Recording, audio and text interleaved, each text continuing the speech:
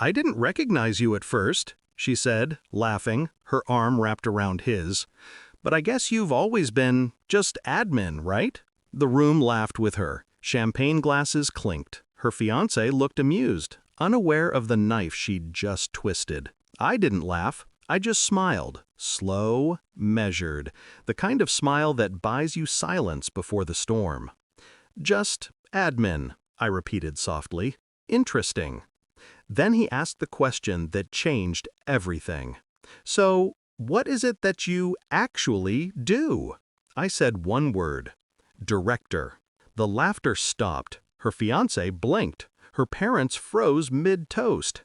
And she, my former boss, my former lover, turned the color of ash. 3 years earlier, she was the one who'd hired me.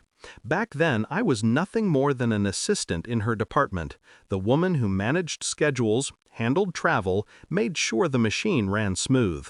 She was brilliant, magnetic, sharp in her heels and sharper in her ambition. I admired her, maybe even loved her. She called me her right hand, said she couldn't function without me. But then came the affair. She was engaged then too, not to the man standing beside her now, but to another. I didn't know. Or maybe I didn't want to.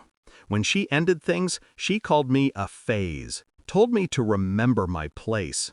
"You're just admin," she'd said. I remember the words like glass breaking. That night, I went home and poured a drink I couldn't taste. I looked around my tiny apartment, at the stack of resumes I'd written for her, the reports I'd finished under her name. And for the first time, I realized I'd built her career, brick by brick, while she took the credit. That was the last night I cried over her. I didn't quit right away. No, I stayed. I learned everything. Who she met, what deals she brokered, where the real power was. Then, quietly, I started to move. Her department's biggest client?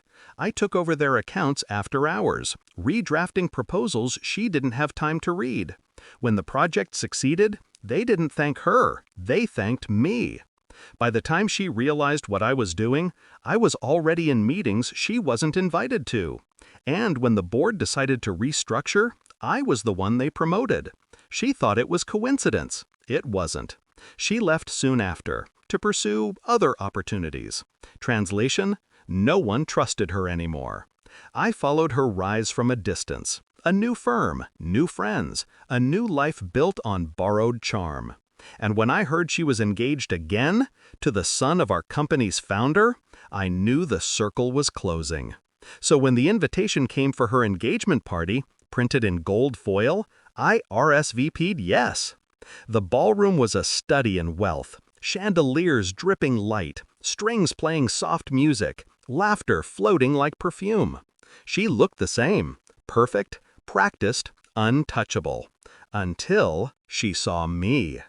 "Oh my God, you came," she said, the edge of panic already hiding in her smile. "I didn't know you two knew each other."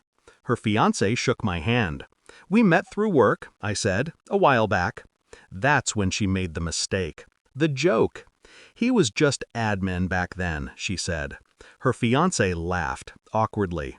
"You work at Holden Group too?" The silence that followed was almost kind. "I run Holden Group," I said. "Regional director now." You could feel the air leave the room. Her father set down his glass. Her mother's lips parted, just a fraction. The fiancé's smile faltered as the realization hit I was his family's newest board member. And her ex. She tried to recover, stammered something about how wonderful it was that I'd done so well. I let her talk. Then I leaned in slightly, just enough for her to hear. "You once told me to remember my place," I whispered. "I did. I just built a new one, above yours." Her eyes filled with the kind of fear you can't hide.